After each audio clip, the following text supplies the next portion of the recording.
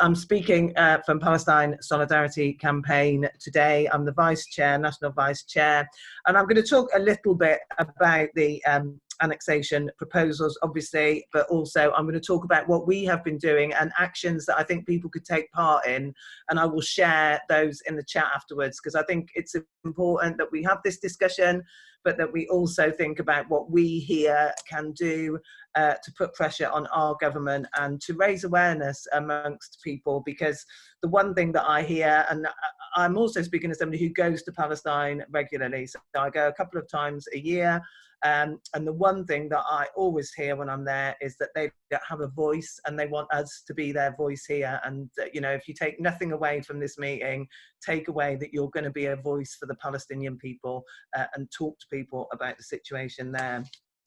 So, as we've already heard, the Israeli government has stated, you know, that it intends to annex large swathes of Palestinian land, and that land was militarily occupied in '67, and we know that Trump is right behind them and fully supporting that. But as Christina said, our government has said that they do not support that, so that gives us a bit of a way in. You know, this is the culmination of years of appropriation of land already of the Palestinian people. And, you know, it's not something that has stopped, it continues. There will be land being taken today from the Palestinian people through the forced displacement of Palestinians. And I have sat in Palestinian homes in East Jerusalem who are constantly under threat of eviction from their homes, who are terrified about what will happen to them. The last time I was in Palestine, 2 families were evicted in East Jerusalem in the old city, forcibly dragged out of their homes, and none of their property handed over to them, and then have to go and find somewhere else to live, and again, obviously risk the loss of their status within East Jerusalem, but also the settlement building and expansion. And again, every time I go, settlements are bigger, there is more land being taken, more fences put up, more illegal outposts, more and more land that belongs to the Palestinian people being taken away. And as I've just mentioned, obviously the annexation of East Jerusalem, and for people living in East Jerusalem, the military presence is very high, very intimidating, and it's a very difficult situation for them. I mean, annexation, so we're all clear, and I'm sure you all know this, but it is illegal under international law. It's the forcible and unilateral acquisition of territory over which a government or a country has no recognised sovereignty, to make it an integral part of their land, and in this case, to make it an integral part of the state of Israel. And that is clearly what the intention is to take more and more land away and to force more of the Palestinian population out. And as has already been recognised, the land that is under threat of annexation is land that's extremely fertile, so it takes away the farmlands, the lands where Palestinians could grow food, and also takes away masses of water resources. And Palestinians already live with much less access to water than the Israeli population. So that is a huge concern for us. Palestine Solidarity Campaign has supported the call from Palestinian civil society, who put out a call calling for global action to be taken around this and for effective measures to be taken to stop annexation happening. And we truly believe that if this is to be effective, our government needs to adhere to an ethical policy on all UK trade with Israel, apply international law on settlements in the occupied Palestinian territories, and there is plenty of international law that says they're illegal, that says they shouldn't be in place, that says they shouldn't be expanding, which is all ignored, and to stop any arms trade with Israel that is used in violation of Palestinian human rights.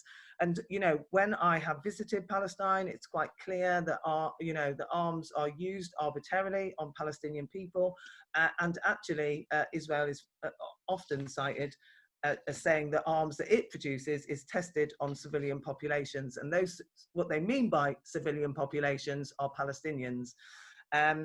So we called a National Day of Action on the 4th of July. Obviously, under lockdown, that can't be our usual huge demonstrations, but we had demonstrations up and down the country. We held a demonstration in my city in Nottingham, but cities up and down the country took socially distanced demonstrations to oppose annexation and to raise awareness. We had a lot of people in the city centre because it was just after really there'd been a sort of slightly wider opening of town centres, come up and talk to us. We're very interested in what we were doing.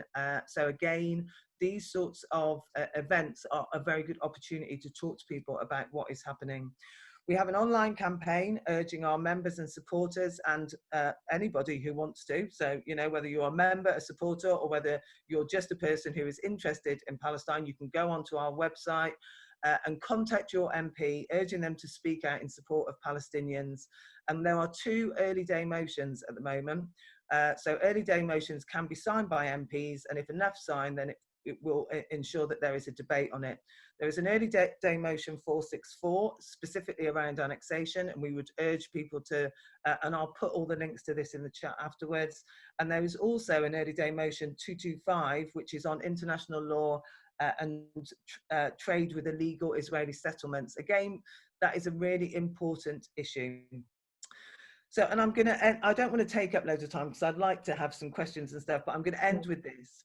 Because I think this is really important, and I think we have to remember this. Even if we put loads of pressure on Israel and we stopped annexation, the reality is that through the settlement development and expansion, the continued stealing of land and forced expulsions, the situations for Palestinians will continue to deteriorate on a daily basis. So even if we end annexation, we still have to pursue and continue a fight for justice for the Palestinian people. And that is why we must continue to speak out, to raise awareness and understanding, and to fight for freedom, for justice, and for peace for the Palestinian people. As I said, I'm a member of Palestine Solidarity Campaign. If you're not a member, please consider joining. But even if you don't want to join or be a supporter, do go onto our website. We have loads of actions that we are taking on a regular basis. We have lots of online events at the moment, and I would really urge you to take part in this.